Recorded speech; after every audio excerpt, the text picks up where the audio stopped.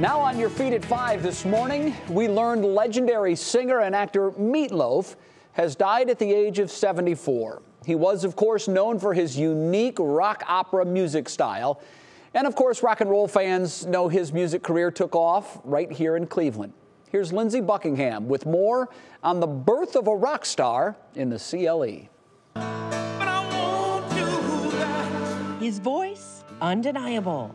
A larger-than-life rocker with a Broadway flair. Burst onto the music scene in 1977 with his debut album, Bat Out of Hell, right here in our hometown. And all the kids at school, they were wishing they were me that night.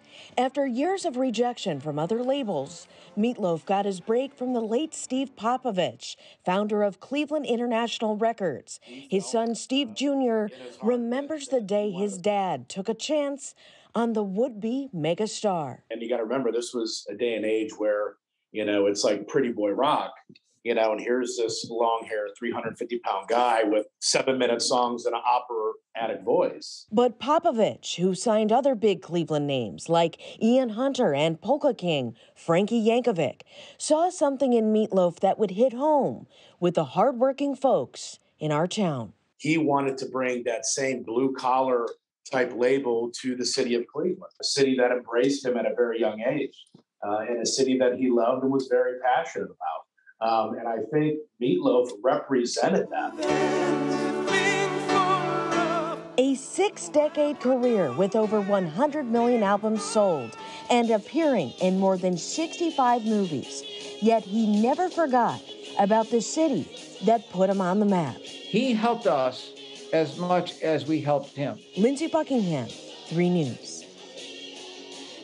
Well, when I heard that this morning, it sort of stopped me in my tracks because I heard 74, and I thought for a second, wait, that's impossible. He can't be 74. That's impossible because I was 12 years old, and Betsy, when I tell you the impact that his album had on me, the album art was a huge thing then in the 70s. Sure.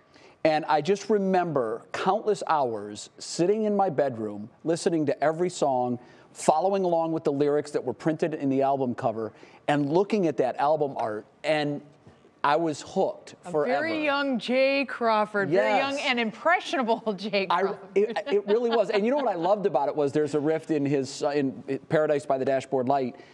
There's a base, it's all about baseball, first base, second base, and they have Phil Rizzuto. I'm glad you think that's what it's about. Well, if you listen to the song, that's exactly what it's about, but how it transfers to other things.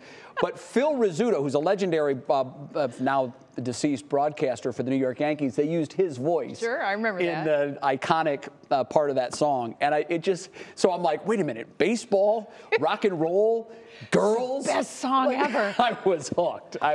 And what a loss. And it's the show and the drama of the songs, right? Yeah. And that was so part and parcel with some of that genre in the 70s. It was. The 70s was really a breakout year. You had a ton of different music genres that just split and went off and all had success. And yeah. Meat Loaf was definitely an outstanding part of that. He was something else. He had 3 octave ranges. That's incredible. And very few singers have that. That's partly why he was so successful.